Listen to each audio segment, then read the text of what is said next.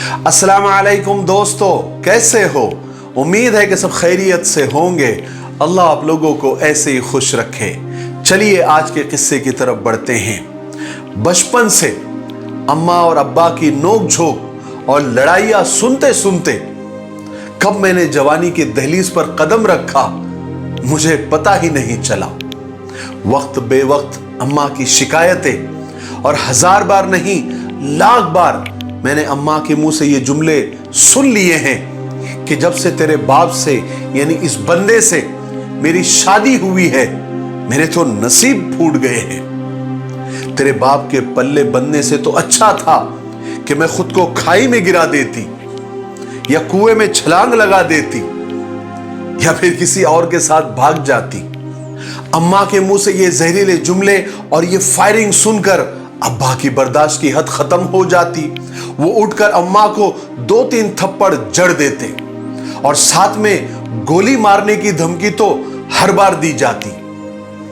फिर थप्पड़ खाने के बाद अम्मा सिसकियां ले लेकर सो जाती और हम भाई बहन पूरी रात और सारा दिन जागते रहते कि कहीं अम्मा ना भाग जाए या फिर कहीं जाकर अपनी जान ना दे दे।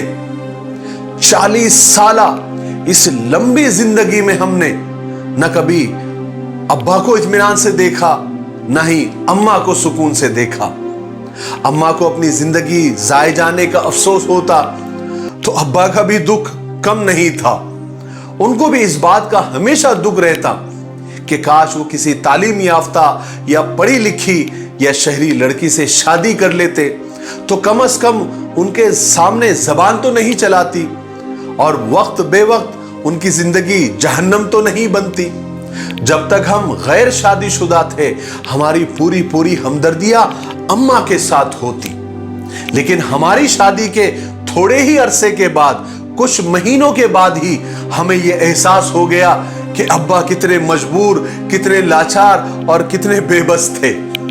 वरना हमारे यहां तो बात गोली मारने की धमकी से बहुत आगे बढ़ गई थी।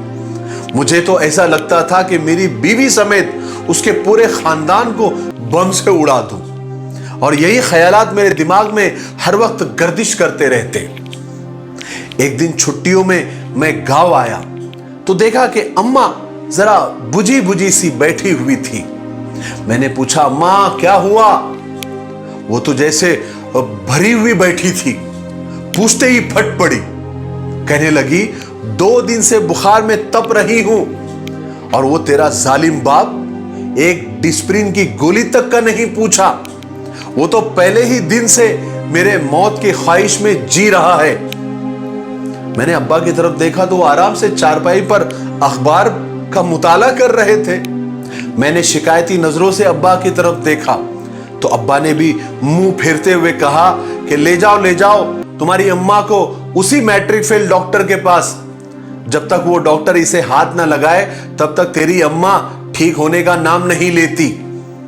इतना सुनना था कि अब अम्मा की जवाबी गोलाबारी मेरे बर्दाश्त के बाहर हो गई। अम्मा ने अब्बा के खानदान के वो गड़े मुर्दे कब्रों से निकाले कि मैं अपनी नजरों में शर्मिंदा हो गया और सोचने लगा कि मेरी बदकिस्मती है कि मैंने इतने बेगैरत खानदान में मैंने आंख खोली है। एक दफा का वाकया है कि मेरी बीवी के साथ मेरा झगड़ा हो गया और थोड़ी सी मार कुटाई हो गई, यानी मैंने बीवी को मार दिया। तो बीवी ने शिकायत के लिए मेरी अम्मा को फोन लगाया तो अम्मा ने उधर से मुझे वो बातें सुनाई हैं, वो गालियां दी हैं कि अल्लाह की पनाह। कहने लगी कि वो अपने बाप का खून है, दूसरों की बेटियों को मारेगा नहीं तो और क्या करेगा? उस बेगैरत से और क्या उम्मीद की जा सकती है? बीवी तो ये सब यानी मेरी बीवी तो ये सब सुनकर पुरसुकून हो गई, उसको तो सुकून आ गया, मगर मेरा सुकून तो बर्बाद हो गया।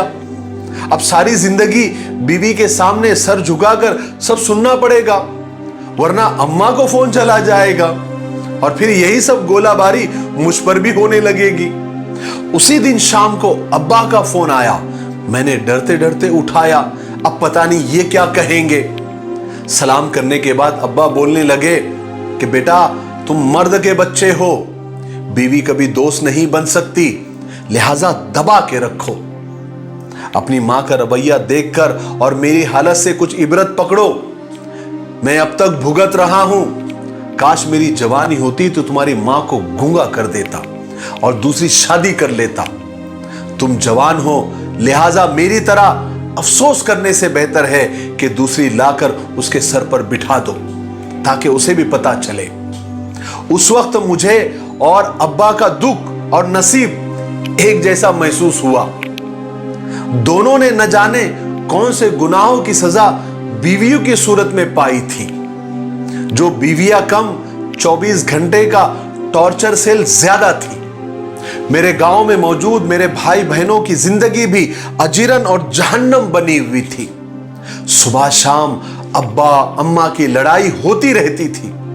बच्चे एक तरफ मां को अब्बा का जुल्म सहने पर हौसला देते रहते, तो कुछ देर के बाद दूसरे कमरे में अब्बा की हिम्मत बंधा रहे होते हैं और अब्बा से कह रहे होते हैं कि अब्बा टेंशन मत लो, सारी गलती अम्मा की ही।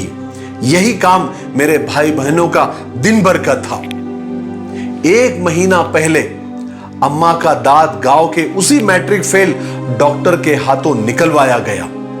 अम्मा की शुगर 400 से ऊपर चली गई थी, लिहाजा दांत का इंफेक्शन मसूड़ों तक पहुंच गया। गांव में मशहूर हो गया कि अम्मा को मुंह का कैंसर हो गया है। यह खबर बिजली बनकर मुझ पर पड़ी। हवाई जहाज की सीट नहीं मिल रही थी, सो रातों रात गाड़ी भगाकर मैं लखनऊ पहुंच गया। शहर के मायानाज डॉक्टरों के पैनल को हायर किया। अगले दिन अम्मा की सर्जरी थी। अम्मा तकलीफ से तड़प रही थी। सर्जरी के लिए अम्मा को जब स्ट्रेचर पर अंदर ले जाया जा रहा था, तो अस्पताल के बरामदे में लगी बेंच पर मैंने अब्बा की सिसकियां सुनी। देखा तो वो रो रहे थे। मुझे बड़ा ताज्जुब हुआ। मैं आगे बढ़ा और अपने अब्बा को अपनी गोद में, अपने आगोश में भर लिया।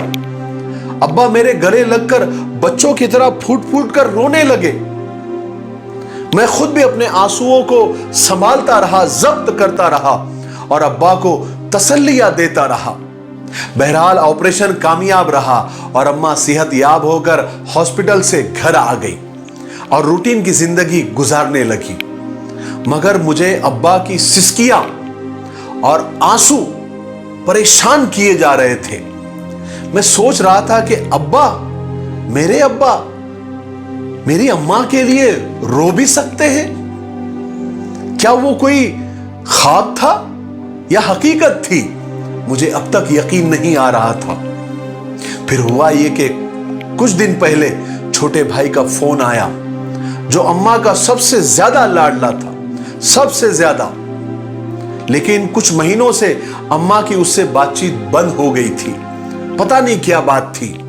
छोटा भाई मुझसे कहने लगा कि जरा अम्मा से मेरी सिफारिश कर दो और अम्मा को राजी कर लो और कहो कि मुझे माफ कर दे और अपना गुस्सा थूक दे। मुझे पता नहीं था क्या बात है, लेकिन जब मैं गांव गया तो देखा कि अम्मा चारपाई पर लेटी हुई है।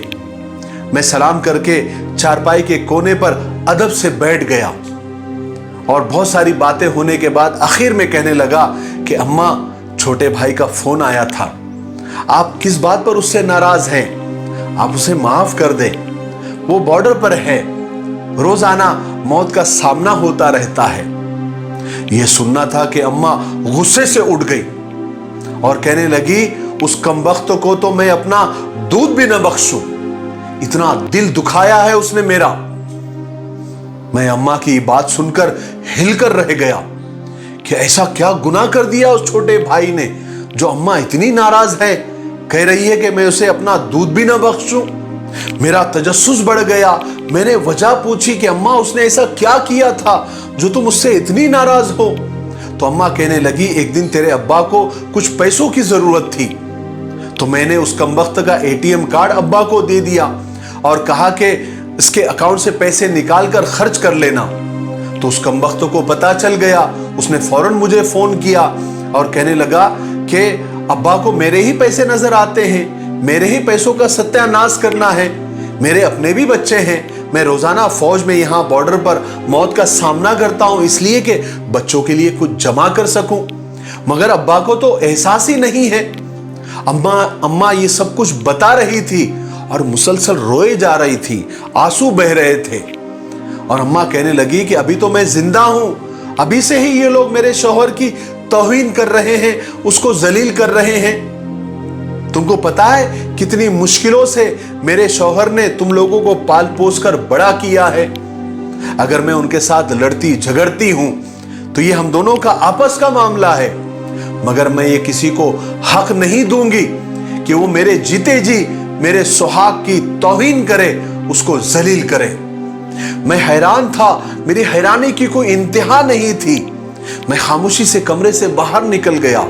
अम्मा की अब्बा से मुताल्लिक ये सारी बातें मेरे जहन में गर्दिश कर रही थी और मुझे अब्बा की वो सिसकियां, वो आंसू याद आ रहे थे। मैं सोचने लगा कि ऐ खुदा, तूने ये कैसा रिश्ता बनाया है। देखने में तो जहरीला लगता है लेकिन अंदर से मीठा और मोहब्बत से भरा। शायद इसी खट्टे मीठे रिश्ते को मियां बीवी कहते हैं। मैंने फोन निकालकर अपनी बीवी को कॉल मिलाई। वो आगे से फुनकारती हुई आवाज में चीखी और कहने लगी, ये मालूम करने के लिए फोन लगाया है कि मैं जिंदा हूं या मर गई हूं। तो मैंने कहा, क्या तुम वाकई मेरे बगैर जिंदा रह सकती हो? मैंने सवाल किया तो वो बिल्कुल खामोश हो गई और एक लंबी खामोशी छा गई। उस वक्त मैं मियां बीवी के रिश्ते को मैं समझ गया। याद रखो, गलती उसकी होगी, तुम उस पर गुस्सा करोगे, फिर वो रोने लग जाएगी, फिर तुम उसको मनाओगे, फिर सारी गलती तुम्हारी हो जाएगी। इसी रिश्ते को मियां बीवी कहते हैं। मियां बीवी के झगड़े देखकर गलतफहमी में मत आना। ये दिन भर लड़ेंगे लेकिन शाम को सुलह होने में वक्त भी नहीं लगेगा। अल्लाह तबारक व तआला हर मियां बीवी के दरमियान खूब मोहब्बतें डाले। मेरे लिए, पूरी उम्मत के लिए और पूरी इंसानियत के लिए खैर और भलाई की दुआ करते रहे। अस्सलामु अलैकुम व रहमतुल्लाहि व बरकातुहू।